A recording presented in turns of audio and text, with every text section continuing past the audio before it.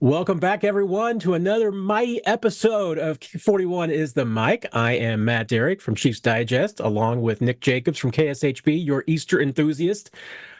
Nick, how are you doing today? I'm Happy Easter to you. Oh, thanks, man. I appreciate that. And right back at you, guy. I yeah, I would say that most of the candy that I would have wanted sold out. So hopefully my nieces did some, proper Easter egg hunting for me, and there's stuff in their basket that they don't want that they would like to give to me because it is the gift that keeps on giving. Yeah, Easter is a dangerous holiday for me, and it especially was this year because this is later Easter. I mean, we got a little extra, time into it and everything. And the later Easter is into the year, the longer Reese's peanut butter eggs are available, and those things are the most addictive food in the world to me. I mean, I can down hundreds of those a year. And peanut butter cups, as of they are the greatest food stuff ever invented. I think we should all agree on that. Mm. But the ratio of peanut butter and chocolate in the egg is absolutely perfection. I mean, there's just nothing better. I mean, if I could spend an entire podcast just talking about the greatness of Reese's peanut butter cups and the various holiday shaped foods that they make, but the egg is, I mean, primo. And so the sooner Easter can get over with, I can get back on my diet, Nick. Well, I mean, I don't want that to wreck your world, so I guess we apparently need to get past that one. I am, because it's always, I will say this about Easter, it's always interesting that they have like you said, they have the Reese's egg, but then they also have the Cadbury eggs. Then they have the bunny that could either be just pure milk chocolate or caramel. So, I mean, I saw those were all sold out. And so I was like, see, I was restraining myself. I'm like, yeah, no, oh, that's a tough break. They're sold out on Easter. Can't go buy them.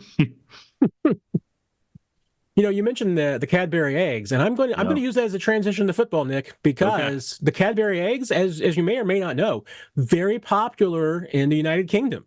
No. And the Chiefs have a new member of the team from the Yeah. United Kingdom. Welsh rugby star Louis Rees-Zammit is now a member of the Chiefs, Nick. I almost pronounced his name correctly on the first try, and here's the problem. I said Zammit because, as like everybody else, I look at this name and I see Lee Summit.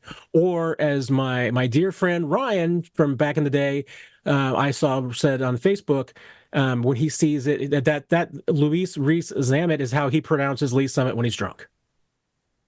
Well, we'll have some opportunities to get used to the name, and obviously, I know people were already asking for my thoughts within minutes of it being announced that he was agreed to terms with the Chiefs and everything. I mean, look, we'll see what happens when the pads come on in August. Like that's when we'll see where he's at, how he's developing, and all that type of stuff. He's got a long road ahead of him to be a positional impact player. And that's not a knock on him. It's because he literally never played the position at a collegiate level for the most part, let alone a professional level. So what we can say about him is he runs fast in a straight line and has good closing speed. And I know he has good 40 time, but there's a lot more that's going to be involved in football if he plays running back or receiver or he's a returner. So, I mean, like, I'm one of those things where we'll wait until August. Until then, it doesn't really, you're just occupying time. That's really what that is. It's like sitting in a rocking chair. You're just using it to kind of pass the time until you go do something productive. Yeah, you can see the highlights, and you posted those some of his highlights from rugby. You can see Mm. how the skills will translate to the football game. But like you said, I mean, it's not the same thing. Rugby and football are two different sports to a large degree. I mean, not football derived from rugby, absolutely, but they're very divergent. Yes, the ball may be a spheroid, but they're different shapes, carried differently, caught differently. There's a lot that he's going to have to learn, and some of it may be easier because, like, the football is a smaller shape, so maybe that will be easier for him to catch than a rugby ball. I've never caught a rugby ball, so I can't compare the two. Could not tell you. But picking up an NFL playbook and all of the assignments and everything that goes with it will be extremely difficult. And I could see in a short-term window, yeah, I mean, maybe in his first year, there's a couple of things that he could pick up as a package. But my honestly expectation and recommendation is always go into these with low expectations. Because anytime that you've got someone who's converting to a brand new sport, I mean, I would look at this year as a redshirt year. And if he gets the international exemption from the Chiefs, then this will almost certainly be a redshirt year. If they can make it, if they use the international exemption on him, he doesn't count against the 90-man roster, and they could sign him to the practice squad. He would be a 17th member of the practice squad. There is an outside chance that they could even use the international exemption for a second year on Shu Godric, who was currently signed to the 90-man roster. So, I mean, they do have a few options there with that spot. But if he were to be that 17th player in the practice squad, he could be elevated for a couple of games, but, that's really it. I mean, if they choose that role for him, he wouldn't be on the 53 at this year. And really, the only thing you could see him doing is maybe special teams. So, I mean, I would think, especially at his age too, I mean, if this was a redshirt year, fantastic. Teach him the game of football, see what happens, and then a year from now, see what you got. But it's to me, once again, when you acquire a player like this, I think modest expectations at best is the word of caution, because expecting more than that kind of sets you up just for disappointment.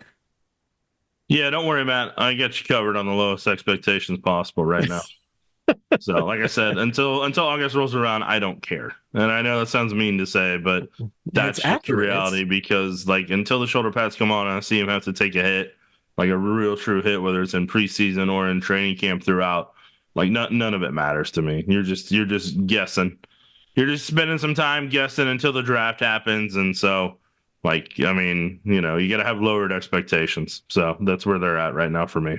I will not pin this quote on anyone in particular. I will just say, Nick, you probably have heard it as well. It's a mutual friend of ours within the organization who will say, I don't learn the names of anybody until they make the 53. So that's probably the way to go. And that was not me saying that. That was not you. That was somebody with the team, not you. We both know who it is, but I'm not going to drag him under the bus. Probably for the best. Well, it was a quiet week for the week otherwise for the Chiefs. So we can kind of dive right into it as far as the draft and where we're going next. And today, Nick, is, I know, a passion position of yours. And we are going to talk about left tackles. And I promise everyone we're not going to spend the entire segment talking about Joe Alt as much as we both want to. No, I mean, yeah, I mean, we'll give him his rose. But yeah, no, we're not going to spend all the time on Joe Alt as he leaves the collegiate ranks to join one of the top 10 teams. That's likely between the Patriots, Chargers, Giants, or Titans, and has to go other than for him selfishly. I'm hoping it's the Chargers for him, because then he'll have a good career. The other three are 50-50 right now, so that's not an ideal spot to go for the first 4 years if he goes to the other spots. Yeah, I keep seeing the Giants as a, maybe the lowest landing spot for him. He's just not going to get past the Giants. And that is disappointing, because I can absolutely see him playing for the Giants for 14 seasons and maybe playing in a wild card game. With the way their franchise is currently set up, yes, that is a possibility, but as we know, all it takes is 2 right hires, and then you can maybe 3 technically if you include the quarterback. But Giants don't have to worry about the quarterback situation right now, because they don't have that going for them. Well, we know Joe Alt would be at the top of your board, so yeah, and I'll make it brief on him. He's the top of my board because he, like I've said before, he combines the old school technique that his dad used to have in the league and used to be kind of the foundation of rock of what offensive linemen were in the 90s and 2000s until the spread offense came around. And Joe's very good at that front of that, but he combines that new age athletic ability that offensive linemen need to succeed in a spread style of offense. Joe has all that available to him, so you get the best of both worlds with him, which is a rare combination for offensive linemen. With because the thing is, the spread game all the way back to '06 has slowly diluted offensive line technique and offensive line play overall to where offensive linemen used to be guys who had to put their hand in the dirt and drive people off the ball in both run and pass, or have strong punches and have to be stronger than what they were. Over time, the spread game over almost the past 20 years has put guys in more of a retreat and more of a certain way they have to set up, and kind of more of a mentality of you're just trying to widen the pocket, or you're trying to just keep the defender at bay. And so you've needed a different type of offensive lineman to succeed. So when you get these guys who have the proper technique, that was kind of the cornerstone of what offensive line play was. Those guys get snatched up pretty quickly because you still have a lot of people from those eras that recognize that very quickly and are happily able to take that because it's one less thing they have to spend 3 to 4 years trying to develop at the pro level. Yeah, and there's a handful of tackles at the top of the draft though that you feel like kind of fit that. I mean, Joe's not the only one. I mean, there's a couple of plug and play tackles that could come in and play immediately, right?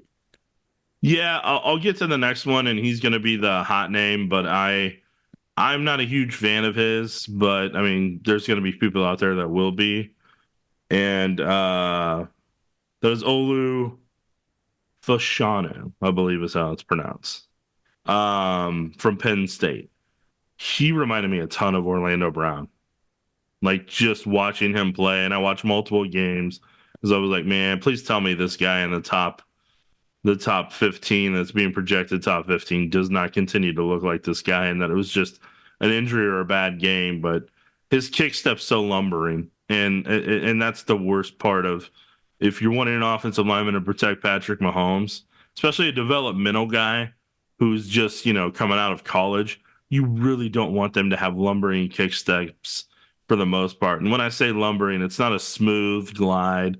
It shows a lack of athletic ability with how lumbering they can be. I loved his stance. I thought he had a good punch, but I mean, I got written down here. He's a good drive blocker, and when he wants to put a defender in the dirt, he's capable of it. And it's just when he was pulling, the running back was beating him to the hole most times, which is the same thing that happened to Orlando and Baltimore, and then also in Kansas City. And just he looks slow on his kick step, and like he needs to move in short area. If you're trying to have him go a gap and a half, 2 gap, 3 gaps over to do a reach block or try to do a zone block, it's not going to work out. He's going to get to be beat by the defender because that lateral quickness is not there. And so like he needs like a power run scheme type of thing where you get the guy right in front of you and you take him to the second level. That's kind of where his success, I think, is going to be overall. And so there's just he wasn't smooth on pickup and pass offs, and that's another part that's going to happen if it's lumbering for you, because the way you have to keep your head on a swivel and be able to adjust hand-eye coordination and that part of it, like that's another key part of it. So I know that he's a very popular name right now and everything, but just watching, I was like, man, I don't know if he's really a fit for what the Chiefs want to do based on the games that I watched. Yeah, it's interesting because, he's one of those players who certainly, at least in the pre-draft process, seems to be a kind of divisive. I mean, I know I saw one ranking that had him as the best tackle in the draft, which I'm kind of curious about. And then you'll look elsewhere and he'll be the 6th. I mean, his combine scores reflect a little bit of what you said, which is that his athleticism score is pretty mediocre for a tackle. I mean, pretty much average. He graded better as far as production goes, but balancing those two out. I mean, it goes back to film versus the combine results and the metrics. I mean, you got to marry those two. And in this case, it seems like maybe the film and the athleticism disagree. I mean, in that case, you do have a player that I think you have to have some concerns about, right? For me, like there's guys further down the board that I'm like I would take those guys in a heartbeat because I have less questions about them protecting 15, and I would feel a lot more comfortable than what he brings to the table. The conventional wisdom seems that he'll probably be one of those guys that might be gone by the Chiefs get there. Are there, aside from Alt, are there any other tackles that you see that the Chiefs would probably be a good fit for the Chiefs, or somebody they could be interested in, but probably won't be there at 32? That won't be there at 32. All right, we'll get to that part of the party. Next one's going to be the guy from Oregon State that's obviously mentioned in the top three on a regular basis with Taliese Fuaga, I believe it's how it's pronounced. He had a really smooth kick step. He was really good at mirroring, and when people like, it's good to see it at the combine, but then when you see it in actual coaches film, like that's when you get really excited because you have to have a certain level of foot quickness to do the mirroring to where if a defender is adjusting and then they try to go wide, then cut back in, and you're right there to kick step and mirror right to it. Like that is a special level of skill that you have to have both in hand-eye coordination, reaction time, and foot quickness to be able to make happen. And he's one of the better ones at that. And he can get to the second level quickly. I liked how good he was on double teams, how quickly he pulled into space, and he knew how to widen defenders. His pickup and pass offs were smooth because of the mirroring ability. And above all else, I thought he had a good anchor that didn't struggle with power rushers like some people can. And above everything else, I thought he had good hand placement. He wasn't really trying to grab on the outside shoulder pad. He's willing to kind of grab right in the steering wheel and be able to drive a defender or keep a defender at bay.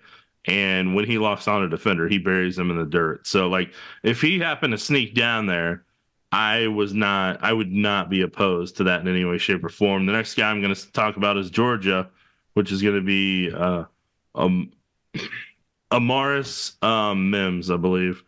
I am trying to, it's gotten in my head about Adonai Mitchell when I said Adontis 4 or 5 times last week. So I'm trying to make sure I get the pronunciation key. We've all been there on him, so that's why AD Mitchell is the only way to go. It Great that he is, has great that he has a nickname. yeah, well, maybe utilized down the road.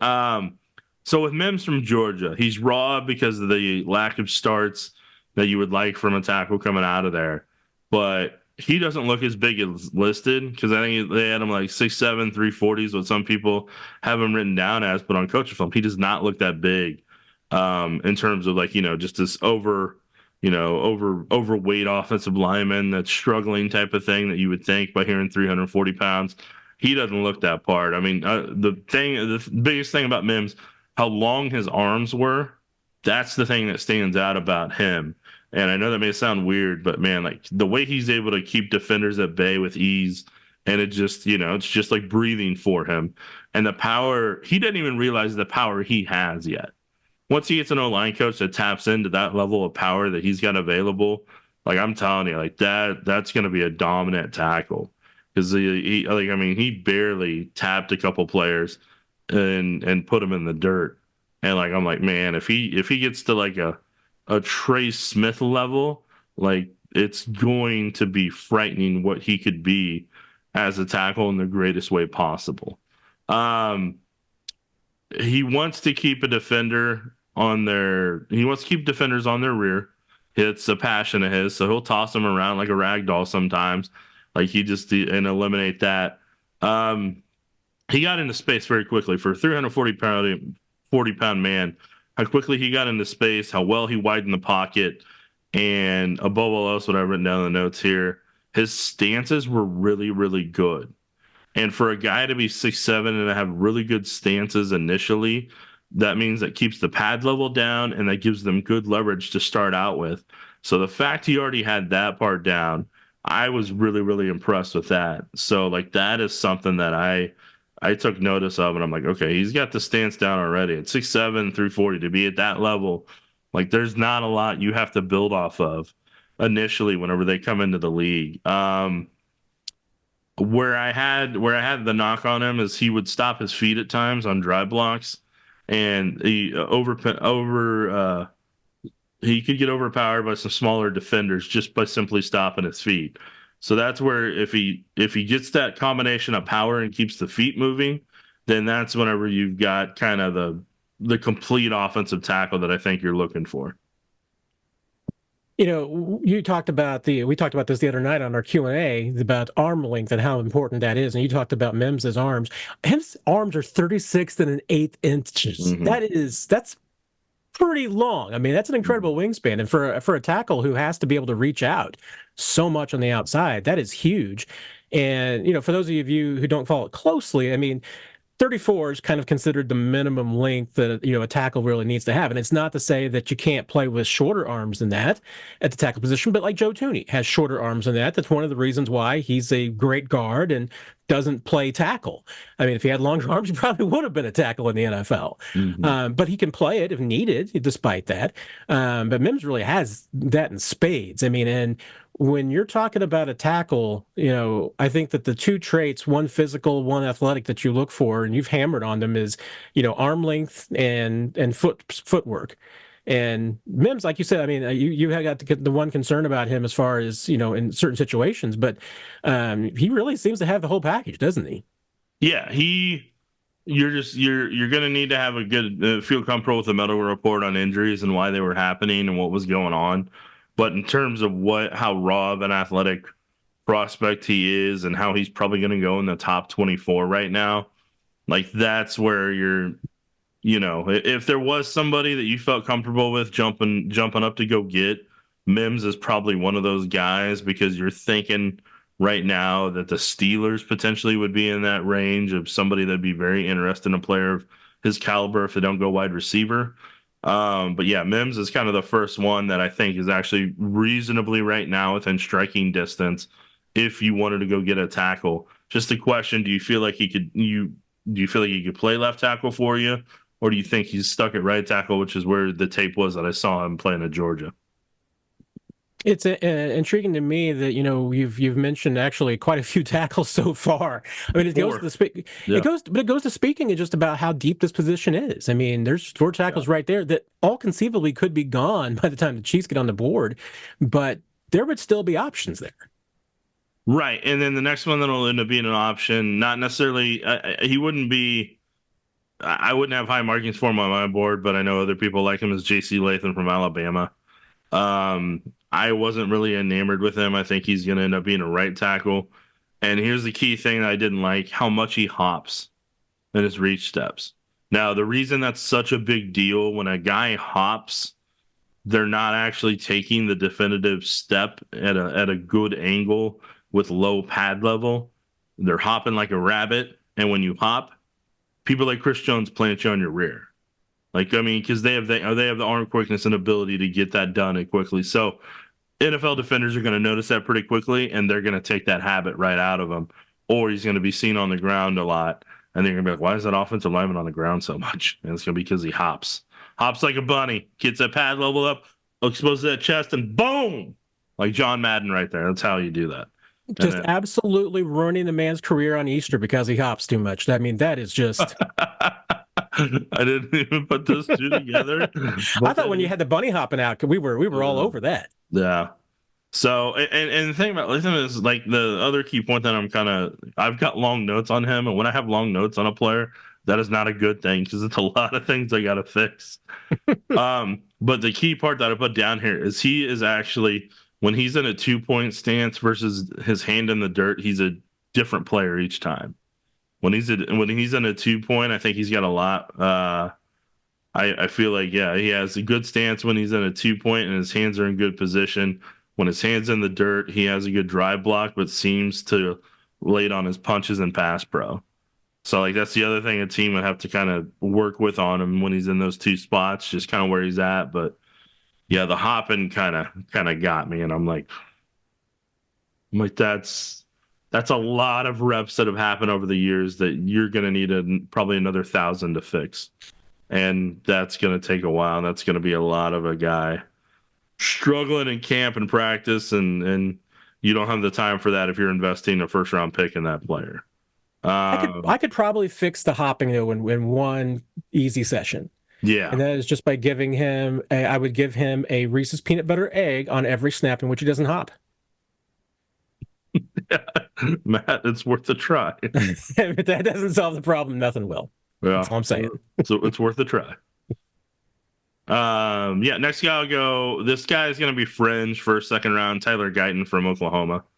I thought he mirrored really well. I thought he had a solid punch. I didn't like how high his pad level was in his stance, and he pops up right out of it. So that's the part that they're going to have to work on. Because I know my O-line coach a long time ago, we had the shoots. So like you had to do stances out of that, and if you got too high in your pad level, either your helmet hit the steel pipe or another part of your body hits the steel pipe, and you learn pretty quickly that hey, my pad level's too high on this one, and so it was a good thing that trained you on where to keep your pad level at. So um, that would be a lot of shoot work basically on that one. But yeah, and like he's got quicker feet than you anticipate for his size. He does a good job riding defenders out, and he can adjust in the inside move and take them wide, which I was pretty happy about. So he's capable of doing both drive and reach blocks, and I would say he was 50-50 on when he'd connect on the kick out blocks and pull through. He'd come in a little bit hot and reckless and miss some of the blocks sometimes. And so that's where you got to learn how to throttle back and slow down to be able to make some of those. That yeah, that's a you got some guys you need that would need some work, Nick. Even at 32, you might get some guys that Yeah. need some fixes. Yes. Yes. Is that kind of your line? Is that at that point where you would say at 32, okay, if these guys are all gone and I'm sitting at 32, either I'm going elsewhere or maybe I'm trading back. I mean, is there anybody else borderline, or at this point you're really talking about guys that you would take further in the second round? Yeah. At this point, like I feel like Guyton's gonna be that line for a lot of teams to where like there's enough to work with, but you still gotta there's enough that you can invest in at the same time and feel comfortable. Because once you get to Kingsley Suamataia, Suamataia. yeah, um, I thought he was too top heavy and like it was lumbering for him, and I thought his pad level was too high, and all that's gonna happen when you've got a big belly, like it's tougher to bend. I know from experience. So like like We're both there. yeah, and you're gonna be higher in your pad level, and the taller you are and the bigger belly you have, the more trouble you have of being able to bend and flex and be able to get in good position. So he he's gonna have to he's gonna have a tough time, I think. And with speed rushers, I think that's gonna be his biggest problem very quickly, just because of all the hiccups he's got with just the basis of what he's got to work with, and then he can't handle the spin move because he didn't have the foot quickness right now. He's got a heavy foot and or heavy feet, not just foot, not one, but it's both of them, and all that comes from being at that size. So I'll go to a couple more because we're starting to run out of time. The lot of time I have available today. But I'll say Christian Jones from Texas. I'll put on him. He struggled athletically pulling in the space, but he did a good job on his lateral quickness movement within short area. I thought he had a strong grip that was able to lock on defenders, stop their movement. He had a good kick step that allowed him to maintain leverage around the edge, and his pickup and pass offs were strong. And so I was pleasantly surprised with that. Blake Fisher from Notre Dame. We're getting into the third round now. Uh, I like him almost as much as Joe Alt, Matt. Okay. Wow. I really like him as much as Joe Alt. I thought he's a very fundamentally sound right tackle. He's very comfortable at right tackle. His kick step was quick. He gets into space well, moves defenders. Fisher's strong on double teams, pulling into space and getting to the second level. He had a really impressive anchor. And for people that don't know what anchor is, basically when a defender starts to try to overpower you and bull rush you, can you set your rear down enough, and are you strong enough in your lower body to stop their momentum immediately? And if you have to, some defenders and Andy Heck used to do this all the time up there, to where a guy has to hop with both feet, swipe the hands if they can, and then reset. And if you can do that, like in terms of the re-anchor and the readjusting to get lower to stop a defender's momentum, Blake Fisher was capable of all those, and he rarely got moved. Once he got his anchor set, he rarely got moved. And if he had to re-anchor, he locked in, and he put defenders in the dirt when he had the chance. Thought he mirrored very well against defenders, and he's natural at picking up and passing off. So that was. We have a couple more guys, Matt. You let me know the road we want to go, and we will get there. I want to know your draft crush. I want to know who outside the first round is the guy that you have fallen in love with, and if you were the Chiefs, you'd take no matter what. So it's gonna be the man from Yale. We're gonna talk about him. The Yale. It's gonna be Kiran Amegadjie, I believe is how it's pronounced. Or yeah, I think that's it. Kiran has such high upside as a tackle. He has the ideal size you want in a tackle. Then he has the ideal arm length, and he keeps defenders at bay with it. But above all else, he's so nimble on his feet, and he mirrors really, really, really, really well and shuts down defenders. And his feet are always moving; they are never stopping. It's like the man's out on a dance floor, and his partner is the defender, and he's going to take them where they need to go. And like he locks on a defender and doesn't let go. And I understand the competition he's going at, but it doesn't matter to me because that foot quickness travels everywhere. That doesn't matter to the opponent you're playing. That travels everywhere you go. And he blocks with authority when he gets to the second level, especially on reach blocks. And he always, like I said, always keeps his feet moving. So like that's a guy that I'm curious if he's gonna where teams see him at in the second or third round. If the Chiefs took him in the second round, I would not be upset about that. It's just I'm curious what teams are going to think by his level of competition if they do or don't want to go down that road. Yeah, I was interested in him because I don't believe he was at the combine. I didn't see any combine scores on him, and I don't know if you know why or if he I hadn't found a reason why that he was not at the combine. But that's one of the reasons why you can sometimes float below the radar a little bit, but. The scouting reports that I've read, I mean, mirror yours, that this guy has a rare blend of size and athleticism and strength that just makes you wonder, why isn't this guy on higher up on some boards? Because, Matt, they can't appreciate the footwork. Well, I was assuming maybe he didn't go to the combine because he's a Yale and he probably had exams or something, but... Anything's possible, man. Anything's possible. But no, I mean, you're right. I mean, the size is absolutely, mind-boggling. And you kind of wonder, hey, but some guys are late bloomers. I mean, maybe this guy would have been in a Power 5 school had he, kind of matured at a different rate. And, and obviously it looks like he still has some kind of growing to do in football. But 6'5", 323, 36 and an eighth inch arms. Yeah, this guy's size-wise is a prototypical tackle. Yeah, him and I will say Blake Fisher, him, Kiran, Mims were ones I all came away with really impressed. I'll name off some other guys. I won't be able to go in depth about them. As a matter of running out of a lot of time I have available today. Roger Rosengarten from Washington, right tackle. Really loved him. I can talk about him later this week. Frank Crum from Wyoming, another guy that I really liked arm length wise. I think there's a ton of promise there. Julian Pearl from Illinois was another guy. Athletically got a ton of promise. He's going to need fundamental work overall, which Andy Heck and the coaching staff would be able to do. But his athletic ability travels. Like you can't coach that athletic ability. The way he gets into space, how he can get to the second level, his foot quickness, all that travels. And so you just got to work with him on some technique points if you really want to use him, either a guard or tackle, because I think he could easily do both without a problem. And then the last big star that I had among the bunch, Andrew Coker from TCU. That is a guy that he's like if Trey Smith played tackle, in all honesty. Just he's such a good right tackle. And I'm actually going to break him down here for a second. I got a couple more minutes. He's got the foot quickness you want. He's capable of picking up, passing off of these. He's a violent run blocker. You see him toss opponents and bury them if he gets the chance.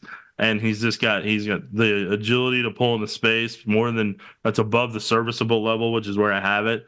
He's even better than that. He's got a solid punch. The only thing that I had a knock on him as he quits a little early whenever the defender's getting to the corner because he thinks the quarterback's throwing it, and sometimes they haven't. So that's the one thing you're gonna have to have. But he has the athletic ability to do it. It's just changing his mindset. And then I did like Travis Clover from Georgia State. That was another individual that I thought with the long arms, I saw some promise there. So I mean, like I said, there are tackles, but as you can tell, there's 5 or 6 in particular that I'm like, hey, if they don't get Joe Alt, they got a good teammate of his and Blake Fisher. You got Kiran from Yale. You got Mims. Rosengarten was really good, and then you got Coker from TCU, and you got Frank Crum. Like I was impressed with each one of those guys, and I think they would all make good Chiefs. I just think from a starting perspective, boy, I'm curious to see what Kiran is able to do in the league. Yeah, that seems like somebody that definitely, and right now at least, is flying a little bit under the radar. I mean, I know not on NFL team radars, but probably media radar more than anything Right. else. That's going to be a guy that goes a lot higher than I think a lot of people expect. So we will see. But I know we got to go for now, Nick, but we will be back on the Q&A on Tuesday night. So if there's any tackles that we didn't get into depth with tonight, we Yeah. can then. So bring your questions, whether it's about tackles or anybody else. It's also going to be live as we're getting results from the vote on the stadiums for the Chiefs and the Royals. So we're going to be talking about that and looking at the results as they come in and maybe what that will mean going forward. I also want to thank everybody because last week's 41 is the Mic podcast set a new record for most views and watches. Truly thank all of you for doing that. And once again, as always, hit the like, hit the pound, hit the bell, hit the all the buttons that you need to, because that helps other people find the podcast. And we truly appreciate it. If you like it, hit the like and share and do all those fun things. Nick, anything you need to add? We will take all the roses you're willing to give us. That's right. All the reviews, all the roses, all the likes, all the shares on X or Threads or Facebook or Instagram or LinkedIn or any other thing I can't even think of. Tell everybody, tell your friends, tell your family on this Easter Sunday or just any other day in general. Hey, have you heard 41 is the Mic yet? If you haven't, let me tell you about it. Let's play it right here, right now. Let's start an Easter tradition where we listen to 41 is the Mic and then, just go from there. But yes, thank you to everybody who's listening. Please tell more people so Matt and I can go global. There you go. And with that, Nick, would you like to say the parting words? All right. Until next time, we bid you adieu.